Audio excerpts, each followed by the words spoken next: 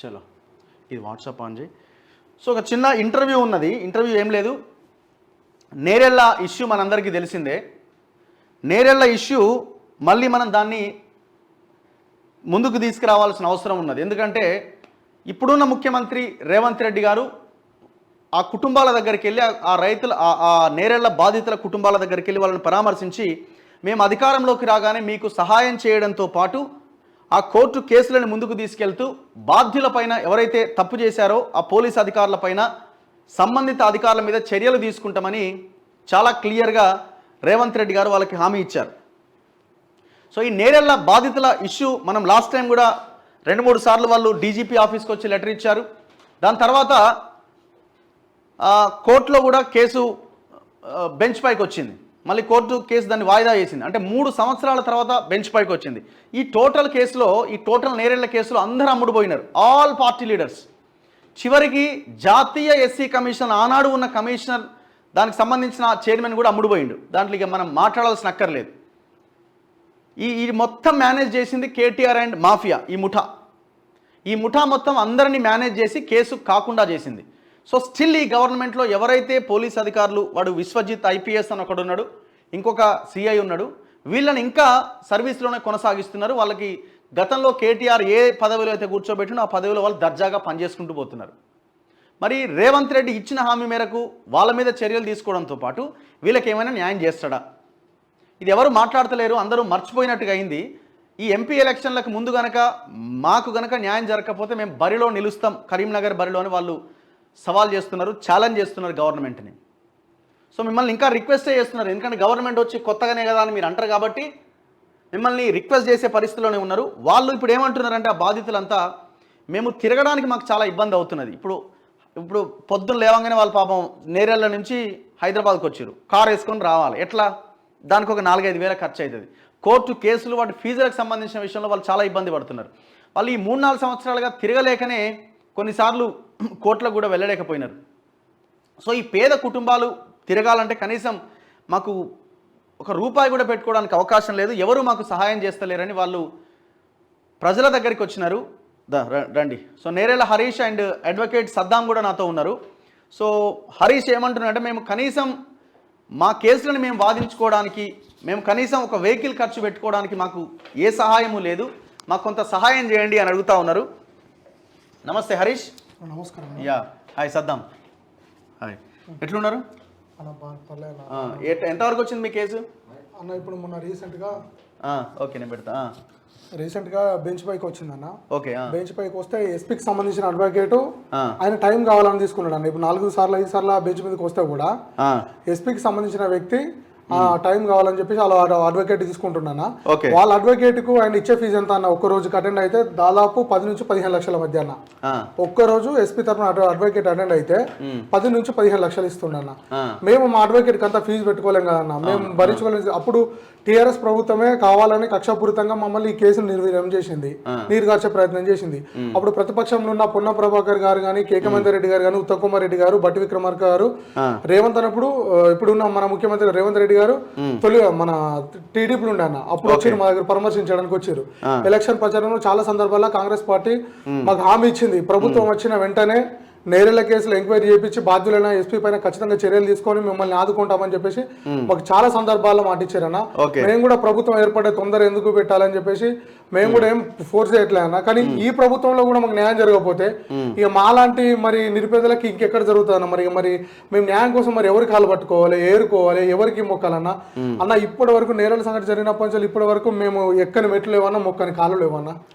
మరి మా పరిస్థితి ఇప్పుడు అధికారం డబ్బున్న వాళ్ళకి న్యాయం దక్కుతాయంటే మరి మేము ఎటు పోవాలి? మరి మనకి ఎప్పుడు న్యాయం జరుగుతుంది ఇంక ఈ తెలంగాణలో? మరి ఇంకెన్ని ప్రభుత్వాలు మాత్రం మాకు న్యాయం జరుగుతుంది అన్న? మాకు ఇప్పటికే గవర్నమెంట్ మీద నమ్మకం ఉందా? రేవంత్ రెడ్డి అన్న మీద నమ్మకం ఉంది. కంపల్సరీ మొన్న అసెంబ్లీలో స్వయంగా వారే మాట్లాడారు ఒక 4-5 నిమిషాల పాటు నేరాల సంఘటన గురించి మాట్లాడడం మాకు కొంచెం ధైర్యం వచ్చిందని. ఎందుకంటే ఇన్ని రోజుల పోరాడానికి మాకు న్యాయం చేకూరుతుందని ఒక నమ్మకం కలిగిందన్న. పిలుచుకుంటారు, మాట్లాడతారని ఆశ కూడా కలిగిందన్న. మరి ఈ మధ్యలో కలవలేదన్న. పిలుస్తారు కావచ్చు, మాట్లాడతారు కావచ్చు అనుకున్నామన్న. ఈ సందర్భంలోనే మేము పొన్న ప్రభాకర్ అన్న ఒక 2-3 సార్లు కలిసినాము, కేకమేందర్ అన్న కలిసినాము, ఆదిశీని అన్న కూడా కలిసినాము. ఆయన విప్ అయిన వెంటనే నేరేళ్ళకి వచ్చిండన్న, మమ్మల్ని కలిసిండు. కంపల్సరీ ప్రభుత్వం మీ పట్ల ఆలోచిస్తున్నది, న్యాయం చేస్తానని హామీ ఇచ్చిరన్న. ఆ న్యాయం చేసేది ఏందో మాకు ఇప్పటికీ చేస్తే మేము చాలా హ్యాపీగా ఫీల్ అవుతామన్నా. 8 ఏళ్ల నుంచి కొట్లాడుతున్నామన్నా, ఏం సాధ్యం అవుతుందన్నా, ఏం తిరుగుతామన్నా, రూపాయి ఇప్పటికి అప్పులు చేసి కూడా తిరుగుతున్నామన్నా. మా బాధలతో చెప్పుకోమన్నా అన్న, కళ్ళకి నీళ్ళు వస్తున్నాయి తప్ప అసలు మాకు ఈ ఆవేదన ఎవరితో చెప్పుకోవాలి అర్థమవుతలేదన్న. ఇంకెన్ని రోజులు అన్న, ఎన్ని రోజులు తిరుగుతామన్నా. సో ఒక్కసారి వీళ్ళు ఏం లేదు, జస్ట్ మీ హెల్ప్ అడుగుతా ఉన్నారు. సో ఆనాడు ఈ ఫోటోలు ఇవన్నీ ఇప్పుడు ఈయన ఎవరైనా ఎస్సీ కమిషనర్ రాములన్న, ఈయన మొత్తం సోల్డ్ అవుట్ క్యాండిడేట్. వీడు విశ్వజిత్ విశ్వజిత్ ఇప్పుడు కొట్టించింది మొత్తం ఈయనే. విశ్వజిత్ కొట్టింది లైవ్ లో ఒక 3 గంటలన్నా, 3 గంటలు బట్టలు ఇప్పించి లాఠీలతో నరకయాత్ర చూపించిండన్న. కరెంట్ షాకులు పెట్టిండన్న, మొత్తం మా అంగాలకు దొరకబట్టి కరెంట్ షాకులు పెట్టి మేము చచ్చిపోతే మాజీ నక్సలైట్లను ఎన్కౌంటర్ చేసేది, నన్ను ఎవడేం బీకడని చెప్పిండు అన్న స్వయంగా వీడే విశ్వజిత్ కంపార్ట్. ఎవరేం బీక్తలేడు కదా మరి. అదే కదా పెట్టి మా చిన్న పిల్లలన్న, మా పాపలు సంవత్సరం పిల్లల్ని 2 సంవత్సరాలు బ్రోతల కేసులో పెడతాను నేను లుచ్చా కొడుకు. ఎట్లా తిట్టాలన్నా ఇప్పుడు మా ఆవేదన ఎట్లా చెప్పాలన్నా. మేము ఒక పొజిషన్ లో మేము కొట్లాడదాం, మా సమస్య మీద కొట్లాడదాం అంటే మాకు పరపతి లేదు, పైసలు లేవు, అధికారం లేదు, మేము పోతే ఎక్కడ విలువ లేదు. మరి ఇంకెక్కువ ఎప్పుడు జరుగుతుందన్న మాకు న్యాయం? ఏ ప్రభుత్వం వచ్చినా ఎవరు వచ్చినా దళితులు మాట్లాడుతున్నారు, కానీ దళితుల బతుకులు దరిద్రంగానే ఉన్నాయి, కానీ ఎప్పుడు కానీ మెరుగు కాలేదన్న.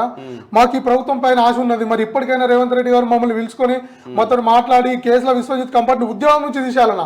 ఎస్ఐ రవీందర్ ఇప్పుడు సైబర్ క్రైమ్ లో అన్న. ఎస్ఐ రవీందర్ నేమో కరీంనగర్ రూరల్ ఎస్పీకి అటాచ్ చేసిరన్న. వీళ్ళు ఉద్యోగాలు పోయినప్పుడే నిజంగా మాకు న్యాయం జరుగుతుందన్న. కాంగ్రెస్ పార్టీ అప్పుడు చాలా రకాలు మీరా కుమార్ మేడను కూడా తీసుకొచ్చిరన్న, నేరలకు తీసుకొచ్చారు, మా దగ్గర తీసుకొచ్చారు, బట్టలు ఇప్పించి ఆమె చూసింది మా బాధలు. మీరా కుమార్ గారు ఆనాటి ఫోటో కదా, బట్టలు ఇప్పి చూసిందన్న, తల్లి స్థానంలో మమ్మల్ని చూసిందన్న, బిడ్డ ఇప్పుడు అని చెప్పి చూసి ఆమె ఏడ్చిందన్న దగ్గర తీసుకొని. మరి ఇంత పెద్ద వాళ్ళు వచ్చారు, మాకు న్యాయం చేస్తా అని చెప్పారన్న. కనీసం ఇప్పటి వరకు కూడా న్యాయం జరగకపోతే ఎట్లా అన్న మాకు? ఇప్పుడు అన్న ఇది ఒకటే ఇష్యూ కాదన్న, మా జిల్లాలోనే మంతని మధుకర్ని కొట్టి చంపారన్న. బుడగం జంగం వెంకటేష్ ని వీళ్ళతోనే కొట్టిరు. ఆ రోజు నేను కూడా అరెస్ట్ అయినా. బుడగం జంగం వెంకటేష్ కొట్టినాడు, కేటీఆర్ ని డిగ్రీ కాలేజ్ కోసం కలిస్తే మమ్మల్ని కూడా అరెస్ట్ చేసిరు. బుడగం జంగం వెంకటేష్ ని కొడితే వెనకకెళ్ళి సీసా పెట్టి కొట్టిరన్న. కొడితే సీసా ఐస్ క్యూబ్ పలిగిపోయి శరీరం అంతా ఉబ్బి బుడగం జంగం వెంకటేష్ వీళ్ళతోనే చచ్చిపోయిండు. ఆ కేసు ఏమైంది మరి? అది నీరు కాలిపోయింది. ఇప్పుడు సదానందం అని ఉంటాడు అన్న, జస్ట్ ఏదో పోస్ట్ పెట్టేందుకు ఆయన తీసుకుపోయి 4 రోజులు చిత్రహింసలు పెట్టి కొట్టించి పెట్టారు. ఈ ఘటనల మీద విచారణ చేస్తారనే కాంగ్రెస్ ప్రభుత్వం రావాలని మేము కోరుకున్నది. మరి ఈడిదే చేసాక వీడైతే కేసీఆర్ అయితే రేవంత్ రెడ్డి అయితే మాకు ఇప్పుడు ఏ రోజు ఇది అన్న? ఎలక్షన్లకు ముందు అన్ని పార్టీలు పీతిరిగా మా ఇంటి చుట్టే తిరిగి ఆడ మా అవసరం కదా, వీళ్ళ కూడా అవసరం లేదు మేము. సో ఒకటే వీళ్ళు అడుగుతున్నది ఏంటంటే, హరీష్ హెల్ప్ అడుగుతా ఉన్నాడు. ఇది హరీష్కి సంబంధించిన బ్యాంక్ అకౌంట్. నేను ఎందుకు తనని తీసుకొచ్చి మీ ముందు పెట్టినా అంటే, వాళ్ళు కనీసం ఈ కేసును ముందుకు తీసుకెళ్ళడానికి కొట్లాడలేని సిచ్యువేషన్లో ఉన్నారు. కనీసం ఒక వెహికల్ ఖర్చు కూడా పెట్టుకోలేకపోతున్నారు.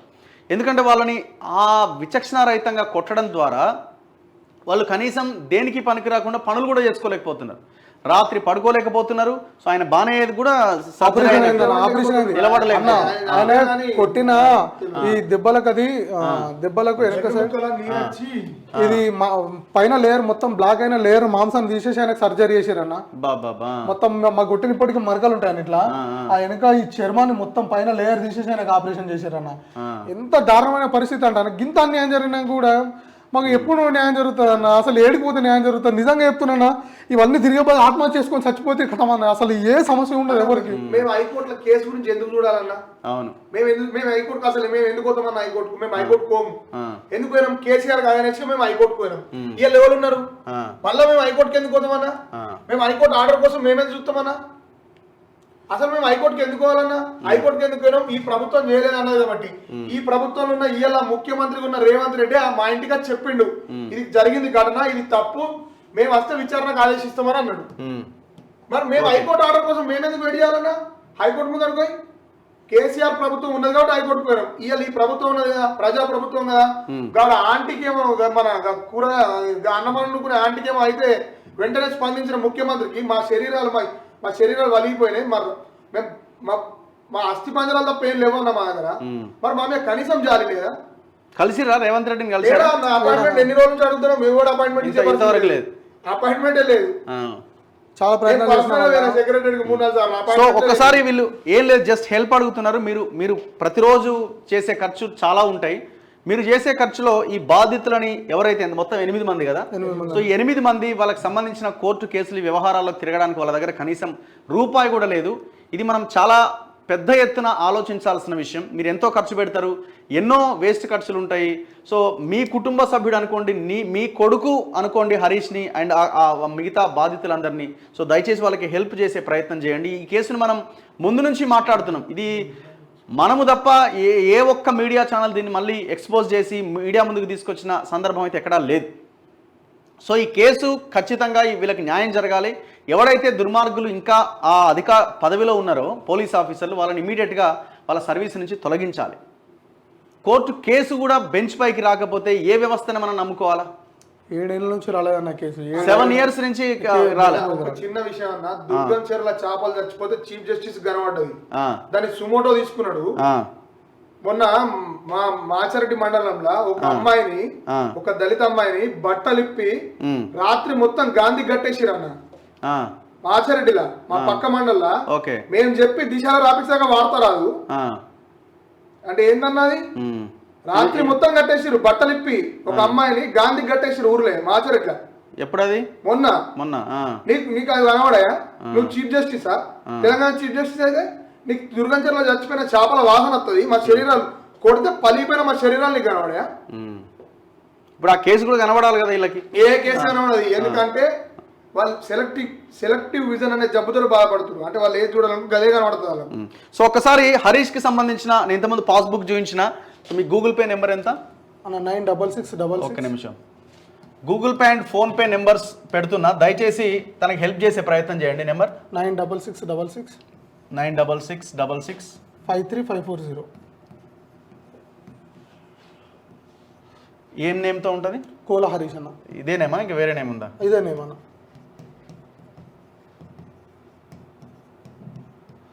సో ఈ నెంబర్తో Google Pay and PhonePe numbers ఈ నెంబర్తో ఉన్నాయి. 96666 53540. సో దయచేసి చిన్న హెల్ప్ ఇది, కానీ మీరు చేసే చిన్న హెల్ప్ వాళ్ళకి చాలా పెద్దగా యూజ్ అవుతుంది. వాళ్ళు కూడా ఇంకా ధైర్యంగా కొట్లాడగలిగే పరిస్థితిలోకి వస్తారు. ఇంకా వాళ్ళు ఏ భయం లేకుండా మాకు ప్రజల సపోర్ట్ ఉన్నది అనే బలంతో ముందుకెళ్లే ప్రయత్నం చేస్తారు. వాళ్ళకి న్యాయం జరగాలి, వాళ్ళ కుటుంబాలు ప్రశాంతంగా బతకాలంటే మీరు చేసే హెల్ప్ వాళ్ళకి పెద్ద యూజ్ అవుతుంది. ప్రధానంగా ఈ ఇసుక మాఫియా వీళ్ళు చేసిన ఈ అరాచకాలకి ఒక రిజల్ట్ రావాలి అంటే మీరు చేసే హెల్పే కారణమవుతుంది. ఎందుకంటే ప్రతిదానికి మనం డబ్బులు కావాల్సిందే. ఇవాళ జర్నీ ఎక్కడైనా పోయి ఏదైనా అప్లికేషన్ ఇవ్వాలన్నా మనం ప్రయాణం చేయాల్సిందే, దానికి ఒక వెహికల్ పెట్టుకోవాల్సిందే. 8 మంది ఉన్నారు వాళ్ళ పాపం, ఏ ఒక్కటి హెల్ప్ చేసింది లేదు. అంత ఎలక్షన్ల కోసం వాడుకున్నారు. ఇక కేటీఆర్ అయితే ఈ దుర్మార్గుడు ఎంత చెప్పినా తక్కువే. అదే ఇసుక మాఫియాతో కొన్ని 1000 కోట్ల రూపాయలు చేసిండు, 1000 కోట్ల రూపాయలు. కేటీఆర్ వస్తే కథమన్న ఇళ్లలో టాస్క్ అరెస్ట్ కథ ఏం లేదు. ఇయ్యాల చెప్తున్నా, ఇంకా 6 నెలలు అయితే ఇదే కాంగ్రెస్ ప్రభుత్వం ఇక్కడే అరెస్ట్ చేస్తుంది. ఎందుకంటే వీళ్ళకి కూడా పనిచేసే ఉద్దేశం ఏం లేదన్న. అలా చూస్తే క్లియర్ గా అర్థమవుతుంది. ఇక నేను అంటున్నా అన్న, ఒక 10 నిమిషాలు పిలిపించుకొని కేసు తర్వాత విషయం చచ్చిపోయారు, అస్థి పంజరాలు మిగిలినాయి, ఏదైనా కాంపన్సేషన్ ఇయ్యన్న. నీ స్పెషల్ జీపీ వచ్చి టైం ఎట్లా తీసుకుంటాడు కోట్ల? ప్రభుత్వం తరఫున వచ్చి నీ స్పెషల్ జీపీ టైం ఎట్లా తీసుకుంటాడు కోట్ల? ఇదే రేవంత్ రెడ్డిని నేను అడుగుతున్నా, ఎట్లా తీసుకుంటాడు నీ స్పెషల్ జీపీ వచ్చి టైం? హరీష్ 6 ఏళ్ళ 7 ఏళ్ళ స్పెషల్ జీపీ వచ్చి దీంట్లో టైం తీసుకుంటాడు. ఎందుకు తీసుకుంటాడు? రా ఒక్కో అలా నువ్వేం చెప్పినావు అది ఒక్కో. విశ్వజిత్ కొట్టినా కొట్టలేడా? నువ్వు ఇచ్చిన స్టేట్మెంట్ గా మాట్లాడు, నేనేం మాట్లాడతలే. నువ్వు ఇచ్చిన స్టేట్మెంట్ మాట్లాడు, వీళ్ళందరూ స్టేట్మెంట్ రికార్డు చేయి. 8 ఏళ్ళ ఈ లోపల స్టేట్మెంట్ రికార్డు లేదు. డిఐజీ రవివర్మ ఒక చీటర్, ఐజీ నాగిరెడ్డి ఒక చీటర్, మహేందర్ రెడ్డి, ఆ మహేందర్ రెడ్డిని తెచ్చే కదా టీఎస్పీఎస్సీ చైర్మన్ అన్న. మహేందర్ రెడ్డి హయామేనా ఇది? అప్పుడు ఇంతకంటే కలకాలం ఉంటుందా అన్న? అంతే కదా, ఇంతకన్నా మాకు గోస తగులుతుందా అన్న? ఈ ప్రభుత్వాన్ని కూడా మహేందర్ రెడ్డి అన్న, మహేందర్ రెడ్డి గారి నాయకత్వంలోనే మమ్మల్ని కొట్టింది. అదే మహేందర్ రెడ్డి టీఎస్పీఎస్సీ చైర్మన్. ఇది జోక్ అయింది. మమ్మల్ని ఎవరు కొట్టిరు? మహేందర్ రెడ్డి పోలీసులు ఎవరు కొట్టింది? అవును. సో పబ్లిక్ దయచేసి ప్రజలారా ఈ నెంబర్ చూడండి, Google Pay and PhonePe 96666 Google pay are PhonePe. మీరు ఏం చేసినా కోలా హరీష్ నెంబర్తో ఉంటుంది, తనే కోలా హరీష్. సో అండ్ ఎవరైనా బయట ఉన్న ఈ ఎన్ఆర్ఐస్ వాళ్ళు వీళ్ళు సో దయచేసి ఇది అకౌంట్ నెంబర్ పెట్టినామా పాస్బుక్ పెట్టినామా సో అకౌంట్ నెంబర్ నేను మీ ముందు పెడుతున్నాను. ఇది SBI అకౌంట్ 3202682590. సో ఎవరైనా బయటి వాళ్ళు ఎవరైనా ఉంటే ఎన్ఆర్ఐలు కానీ మిగతా వేరే దేశాల్లో ఉన్న వాళ్ళు కూడా హెల్ప్ చేయండి దయచేసి. సో అకౌంట్ నెంబర్ ఇది 3202682590. ఇది state bank of Hyderabad. Branch వచ్చేసి సిరిసిల్లేనా, Sircilla branch.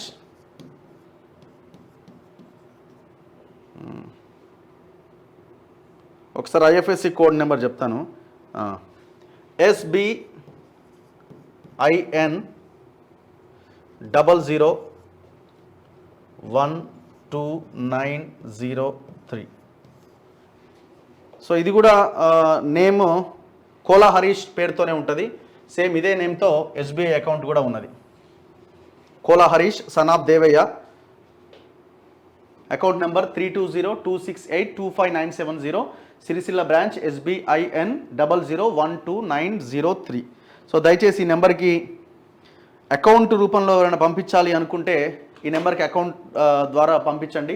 And Google Pay and PhonePe number 9666653540. Kola Harish పేరుతోనే ఉన్నది. దయచేసి ఫోన్పే చేసే ప్రయత్నం చేయండి. ఎవరైనా స్పందించాలి అనుకున్న వాళ్ళు తనకి ఫోన్ చేసి కూడా మాట్లాడవచ్చు మీరు. సో తన ఫోను మన ఇంటర్వ్యూ అయిపోయిన తర్వాత మీకు లైన్లోకి వస్తాడు. సో దాదాపు ఒక 3000 మంది లైవ్ చూస్తున్నారు. దయచేసి మీరు చేసే సహాయం ఆ కుటుంబాలని నిలబెట్టే ప్రయత్నం చేస్తుంది. వాళ్ళేమి వాళ్ళ సొంత ఖర్చుల కోసమో ఇంకో దానికోసం అడగట్లే, ఈ కేసును కొట్లాడడానికి అడుగుతున్నారు. రేపు భవిష్యత్తులో ఇంకా ఎవరైనా ఈ ఇసుక మాఫియా మీద ఈ జాతి వనరులని కాపాడడానికి చేసే ప్రయత్నంలో పోరాటంలో భాగంగా వాళ్ళకి ధైర్యం కల్పిస్తుంది మీరు చేసే హెల్ప్. ఎందుకంటే ఈ కేసు ఖచ్చితంగా వీళ్ళు గెలవాలి.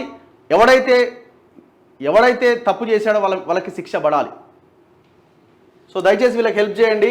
వీళ్ళు ఏ రోజు కూడా వీళ్ళు వదిలిపెట్టలే. సరే ఆ 8 మందిలో కొంతమంది భయపడి అటు ఇటు అయినా సో తను హరీష్ మాత్రం ఎదురుగా నిలబడి కొట్లాడుతూ ఉన్నాడు. సో ఆనాడే ఆయనకి మీకు ఇన్ని లక్షలు ఇస్తాం అన్ని లక్షలు ఇస్తామన్నా కూడా పక్కన పెట్టేసినాడు. హరీష్ ఏమని చెప్పదలుచుకున్నావా? అన్న చెప్తాన్నా అన్న, ఇప్పుడు నేను కొట్లాడే సమస్య నా ఒక్కొంది కాదన్నా, నా ఇంట్లోది కాదన్నా, ప్రజల సమస్య మీద కొట్లాడినా చూడ నరకము అనుభవించినన్న. నా చిన్న జీవితంలో 22 సంవత్సరాల వయసులో చావును చూసి వచ్చినన్న. ఒక దళిత బిడ్డగా అడుగుతున్నానా, నా చేతులు కాళ్ళు ఏం పనిచేయలేని పరిస్థితిలో దిక్కుజోతం స్థితిలో మీ దగ్గరకు వచ్చినన్నా. దయచేసి ఈ ఇష్యూను రేవంత్ రెడ్డి దగ్గరికి చేరే విధంగా, ముఖ్యమంత్రి గారి దగ్గరికి చేరే విధంగా చేయండి అన్న. నాకు అటు ఇటు కోర్టు ఖర్చులకు కానీ అటు ఇటు చాలా ఇబ్బంది అవుతుందన్న. మా అందరి పరిస్థితి చాలా దీన స్థితిలో ఉందన్న.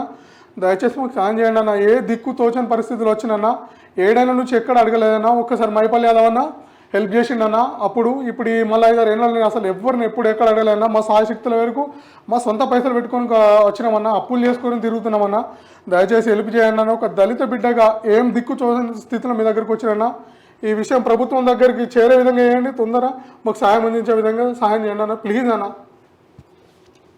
సద్దాం అన్న ఏం చెప్పినా మీ సహాయం లేకపోతే మాత్రం ఇష్యూ లేదన్న. మీరు సిరిసిల్లకు వచ్చినప్పటికే నా అరెస్ట్ ఆగింది. నా అరెస్ట్ కాదు, నాలాంటి ఉద్యమకారులు అందరూ అరెస్టులు ఆగినాయి. మీరు లేకపోతే ఇలా తెలంగాణలో ఈ ఉద్యమాలు లేవు, ప్రశ్నించే గొంతుకలు మీరు ఉండడం వల్లనే. అంటే మీకు ఇప్పుడు సో ఏదేమైనా దయచేసి ఈ నెంబర్కి ఫోన్పే చేయండి. సో ఎందుకంటే ఇది మీరు రావడం వల్లనే హరీష్ అరెస్ట్ ఆగింది, అయిపోయింది. ఈ రోజు తర్వాత హరీష్ మళ్ళీ అరెస్ట్ చేసే సాహసం పురుషులు చేయలేదు. ఈ 7 ఏళ్ల నుంచి లైవ్ గా ఈ ఇష్యూని తీసుకురాగలుగుతామంటే మీ సపోర్ట్, జీవితం అంతా మీకు రుణపడి ఉన్నా. మా సిరిసిల్ల మైపల్లి యాదవ్ అన్న సపోర్ట్, మీ అందరి సపోర్ట్ అన్న, మీ అందరి సపోర్ట్ తోటే ఈ రోజు నేను ఇంతగానం కొట్లాడగలుగుతున్నా. ఎందుకంటే అన్న నేను ఒక సామాన్య వ్యక్తినన్నా. నేను ప్రభుత్వం మీద కొట్లాడినంత శక్తి స్తోమత నాకు లేదన్నా. అప్పుడు అన్ని రాజకీయ పార్టీలు వచ్చినాయన్నా. నీకు కొట్లాడడానికి నేను సిద్ధంగా ఉన్నా, నాకు సాయం చేసే పరిస్థితుల్లో ప్రభుత్వం ఉంటే అయిపోతుంది కదన్నా. ఆ బాధితులు కూడా ఏంటంటే అన్న, న్యాయం జరుగుతలేదు, ఎవ్వరు పట్టించుకుంటారు.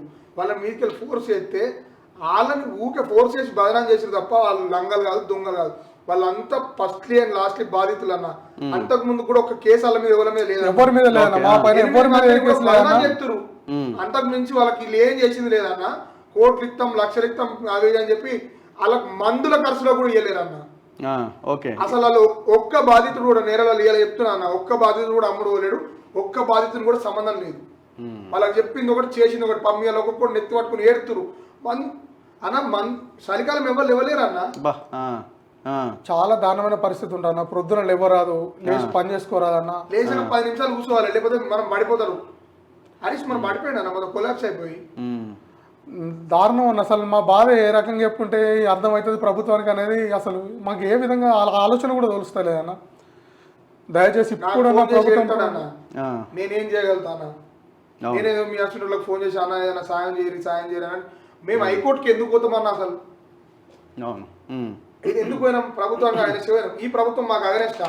మేము ఇంకా హైకోర్టులో కొట్లాడడానికి మాకు ఈ ప్రభుత్వం ఏమైనా అగనెస్టా? మీ పీపీ వచ్చి మీ జీపీలు వచ్చి టైం తీసుకున్నాక మేము ఏం చెప్తాం? చెప్పుకుంటే ఇజ్జత్ అవుతుంది. పీ3 గద్దలో మా ఇంట్లో చుట్టూ తిరిగినాడు తెలియదా ఓట్ల కోసం? సో అన్ని పార్టీలు అదే అదే దాంట్లో ఉన్నాయి. కరివేపాకు అన్న ప్రతి పప్పులో వాడుకుంటారు స్మెల్ కోసం. సో చూద్దాం, ఖచ్చితంగా మీకు హెల్ప్ జరగాలని కోరుకుందాం. పబ్లిక్ మనం సహాయపడితే సో వాళ్ళు ప్రశాంతంగా ఈ కేసును కొట్టాడగలుగుతారు, ధైర్యంగా ఈ కేసును కొట్టాడగలుగుతారు. నా వైపు నుంచి నేను ఒక 5,000 రూపీస్ హరీష్ అండ్ టీమ్ ఎవరైతే ఈ కేసులో కొట్లాడుతున్నారో వాళ్ళకి ఈ హెల్ప్ చేస్తూ ఉన్నాను. సో మీరు కూడా మీ వంతు సహాయంగా మీరు ఎంతో కొంత హెల్ప్ చేసే ప్రయత్నం చేయండి. సో కొంత సర్వర్ బిజీ వచ్చినా కూడా ప్రయత్నం చేయండి, ఒకసారి ట్రై చేయకుండా. సో అకౌంట్ నెంబర్ కూడా నేను ఇచ్చిన, SBI అకౌంట్ నెంబర్ ఇది, సిరిసిల్ల బ్రాంచ్, IFSC కోడ్ ఉంది, అకౌంట్ నెంబర్ ఉన్నది. ఎవరైనా బయటి వ్యక్తులు ఎవరైనా NRIలు కానీ వాళ్ళు ఉంటే మీకు చాలా ఈజీ. ఒక $5-10 మీరు ట్రాన్స్ఫర్ చేసినా, ఒక $50-100 ట్రాన్స్ఫర్ చేసినా పెద్ద అమౌంట్ అవుతుంది ఇక్కడ వీళ్ళకి. సో కాబట్టి మీరు ఒక చిన్న హెల్ప్ అనుకోండి, మీరు ఒక సినిమా ఖర్చు అనుకోండి, ఒక టీ డబ్బులు అనుకోండి, ఎంతోమందికి హెల్ప్ చేస్తుంటారు కదా. సో నా కోసం మీరు హెల్ప్ చేసి ఈ ఛానల్నే మీరు నిర్మించారు కాబట్టి సో ఇట్లాంటి వాళ్ళ కోసమే నేను ఎప్పుడో ఒకసారి ఇలాంటి వాళ్ళని మీ ముందుకు తీసుకొస్తూ ఉంటా. సో దయచేసి హెల్ప్ చేయండి. ఈ ప్రయత్నం కంటిన్యూ కావాల్సిన అవసరం ఉన్నది. ఖచ్చితంగా నేరేళ్ల బాధితులకి న్యాయం జరగాలి. ఏ దుర్మార్గుడు అయితే ఈ చర్యలకు పాల్పడారో వాళ్ళంతా జైల్లో ఉండాలి, వాళ్ళ సర్వీస్ నుంచి తొలగించాలి. సో అది మనం ముందు మాకు జరిగిన అన్యాయము మాతోటి అంతం కావాలన్నా, ఇంకొకరికి తెలంగాణలో జరగదన్నా. మాకు పెద్ద న్యాయం జరగకుండా కానీ వాళ్ళు ఇంకొకరికి అన్యాయం చేయదు. అంటే ఇంకొక మా అమ్మ లెక్క ఇంకొక అమ్మ బాధపడద్దన్న. తీసుకుపోయి రాత్రి కొట్టి 4-5 రోజులు కొట్టి అడిగిన వాళ్ళని రోకల్ బండ్లు ఎక్కిస్తామని, వచ్చిన వాళ్ళని గంజాయి కేసులు ఇరికిస్తామని అన్న. అంత మదం ఎక్కిన జాబ్లు ఉంటే ఇంకెంతమంది కొంపలు ముట్టుకున్నా అన్న. వాళ్ళే అక్రమంగా తీసుకుపోయారు, అక్రమంగా వాళ్ళే కొట్టిరు, అక్రమంగా వాళ్ళే కేసులు పెట్టి అక్రమంగా ఇప్పుడు ఈ కేసు నుంచి కొట్టిరా, ఇంటి ఇబ్బంది పెట్టిరా. 3 307 కేసులు పెట్టిరా మళ్ళీ. ఎంత 80, 81, 82 అన్న మా మీద మేము ఫేస్ చేస్తున్నాం. 79 ఆయన చచ్చిపోయిన కేసు, మిగతా 3 కేసులు పెట్టిరన్న. అన్న వాళ్ళే అక్రమంగా ట్రయల్ నడిస్తే పెద్ద తలనొప్పి అవుతుంది. అక్రమంగా వాళ్ళే కొట్టిరు, వాళ్ళే వేసిరు. ఇప్పుడు ఈ కేసు నుంచి తప్పించుకోవడానికి వాళ్ళ ప్రయత్నం చేస్తారన్న. ఇక మాకు న్యాయం ఎక్కడ జరుగుతుందన్నా? ఎంపీ ఎలక్షన్స్ ముందు కూడా మీరు కొట్లాడండి, తప్పకుండా ఈయనతోటి నామినేషన్ వేపిస్తామన్నా. ఇప్పుడు స్పందిస్తే స్పందించానన్న, విచారణకు ఆదేశించని, ఇలా ఏదైనా కాంపన్సేషన్ ఇయ్యానన్న. 8 మందికి ఇయ్యని, వాళ్ళ శరీరాలు అస్థి పంజరాలు తప్ప ఏం లేవన్న వాళ్ళ దగ్గర. వాళ్ళు ఒక 15 నిమిషాలు గట్టిగా నడిపిస్తే కూడా నడవలేని పరిస్థితులు. కేసు తర్వాత అన్న కాంపన్సేషన్ అని ఇచ్చి నువ్వు ఇప్పుడు వాళ్ళని బతికి అవును ఆ పనైనా చేయాలి కదా గవర్నమెంట్. స్థానికంగా ఉన్న మా నాయకులకు చెప్తాను నేను ఒక రిక్వెస్ట్ అన్న కేకే మహేందర్ అన్న, పొన్నం ప్రభాకర్ అన్న, ఉత్తమ్ కుమార్ రెడ్డి అన్న, బట్టి విక్రమార్క అన్న, రేవంత్ రెడ్డి అన్న, దయచేసి మీరు నేరేళ్ల సంఘటన జరిగినప్పుడు వచ్చారు, మా కష్టాలు చూసారు, మా గాయాలు కళ్ళ నిండా చూసింది మీరే. ప్రభుత్వం వచ్చిన తర్వాత మాకు న్యాయం చేస్తాను మాట ఇచ్చింది కూడా మీరే అన్న. దయచేసి మమ్మల్ని పిలిపించుకొని మాకు న్యాయం చేయండి అన్న, ప్లీజ్ అన్న, దయచేసి స్పందించండి అన్న. ఓకే అన్న, థ్యాంక్ యూ హరీష్. ఖచ్చితంగా మనం కొట్లాడదాం, ఈ ఫైట్ని ఇంకా ముందుకు తీసుకెళ్లే ప్రయత్నం చేద్దాం. సో అవసరమైతే నామినేషన్ కూడా రెడీ అంటున్నాడు హరీష్. సో నామినేషన్ కూడా వేయించే ప్రయత్నం చేద్దాం ఈ ఎలక్షన్స్ లోపు. ఒకవేళ సహాయం చేయకపోతే, గవర్నమెంట్ నుంచి ఎలాంటి స్పందన రాకపోతే. Thank you. సో మిగతా పేపర్స్లో మనకున్న వార్తలు. సో నేను ఈ అకౌంట్ నెంబర్ పెట్టినా కదా, అకౌంట్ నెంబర్కి పంపించండి ఏమన్నా హెల్ప్ చేయాల్సిన వాళ్ళు ఉంటే. And PhonePe and Google Pay number ఉన్నాయి. PhonePe Google Pay 9666665340. And then SBI Sircilla branch account number కూడా ఉంది, అకౌంట్ నెంబర్ ఇచ్చిన. సో దయచేసి ప్రజలారా మీరు చేసే హెల్ప్ ఆ కుటుంబాలకి ఆ కోర్టు కేసుల నుంచి వాటి మీద పోరాడడానికి ఉపయోగపడుతుంది.